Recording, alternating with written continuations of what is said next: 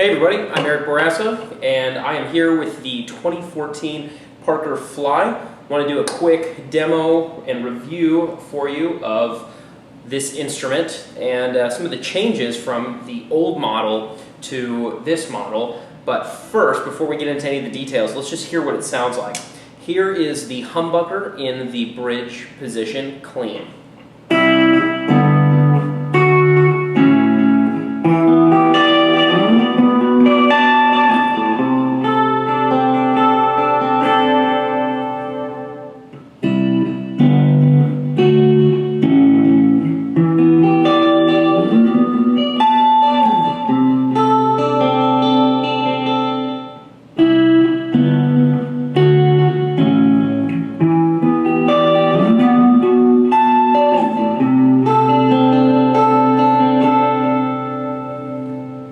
And then we've got this really neat feature on this guitar, which is a split coil. So not only do I have 3 options, I've got 6. Here's the bridge single coil.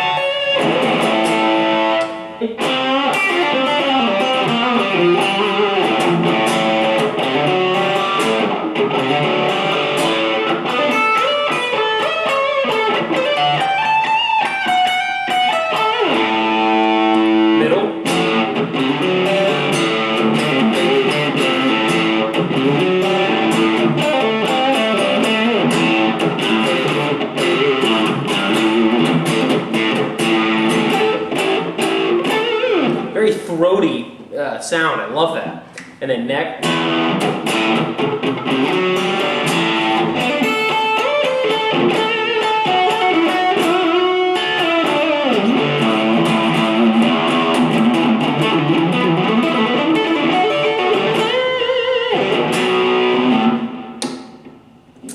And now, let's take a trip to Guitar Center to hear what the acoustic piezo pickups sound like.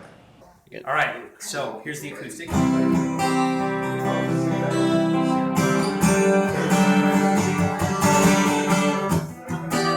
part out.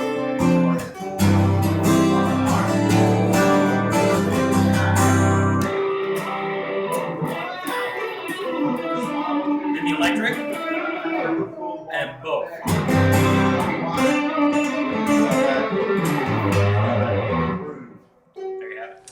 Alright, so overall you can hear that there's a lot of versatility with this guitar, and that's just on a Fender Mustang 1 amp, which is not the top of the line testing amp by any means, but it does give you kind of an idea of the differences in sound here. So you've got 6 different sounds you can get with the magnetic pickups, whereas you used to only be able to get 3. And with the piezo, the way they blend together, it sounds just as good as an acoustic guitar. In fact, I did a recording project recently where the engineer had me record a real acoustic versus the acoustic sounds on this, and he actually went with this for the final product because it actually sounded better than the real acoustic.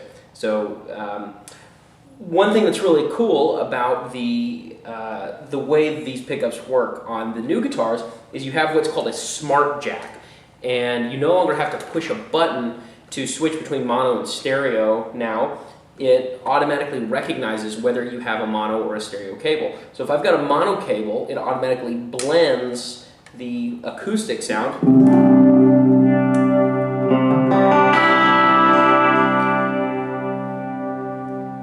sorry, that's the magnetic. Here's the acoustic.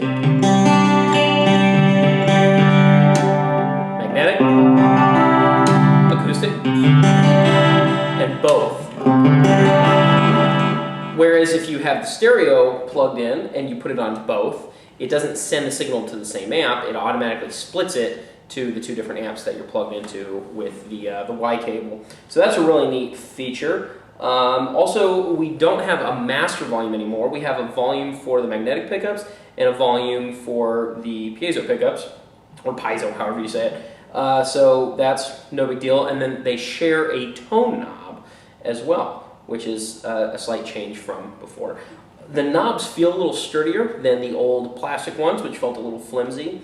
The switches also have this nice plastic covering, which, just personal preference, I like it. I think it's nice. We still, of course, have the same amazing locking tuners up on top, the Spurzels.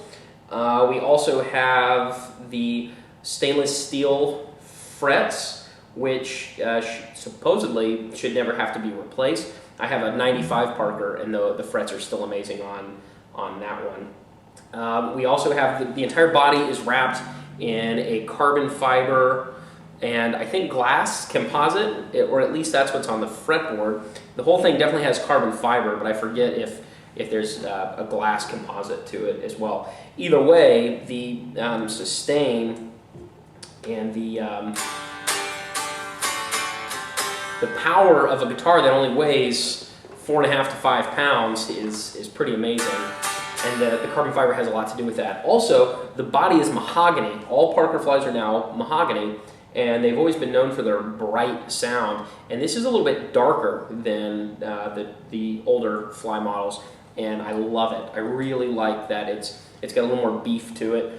Also, we've got Seymour Duncan pickups, which supposedly are just modeled after the old DiMarzio's, the Gen 2 pickups, and they sound great. It's got a nice warm sound to it. There's a lot of clarity to the notes.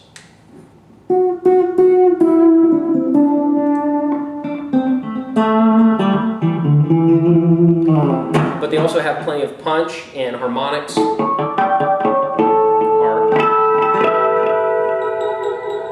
great as well. And then finally, the bridge is all the same except for a couple of things. The whammy bar is more, it's like a plastic or some other kind of metal, I don't know, but it's not stainless steel like in the old Parker Fly. So it does feel a little flimsier, doesn't have quite the weight of the old models, which I did like that better, but again, not a huge deal. And then on the back, you can see the battery compartment is much easier to access as well, but there's not a light to indicate when the battery dies.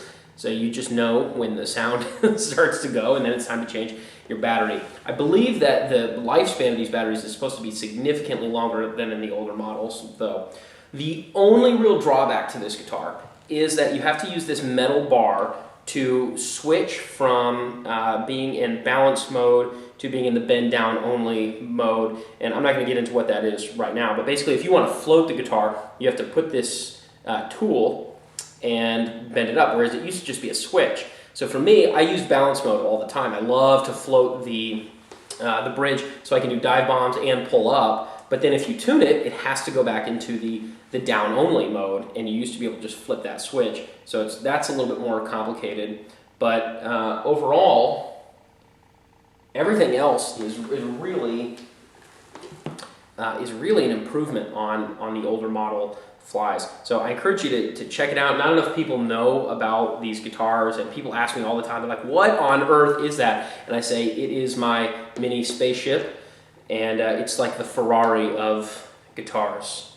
So I'm Eric Bourassa. I hope you've enjoyed this review. If you have any questions about these newer Parkers. I couldn't find anything on them, any real solid video reviews or anything, so I wanted to share that. But if there's anything I missed, anything you have questions about, feel free to let me know. I highly recommend it. I am super happy with this purchase, and I'll see you guys later.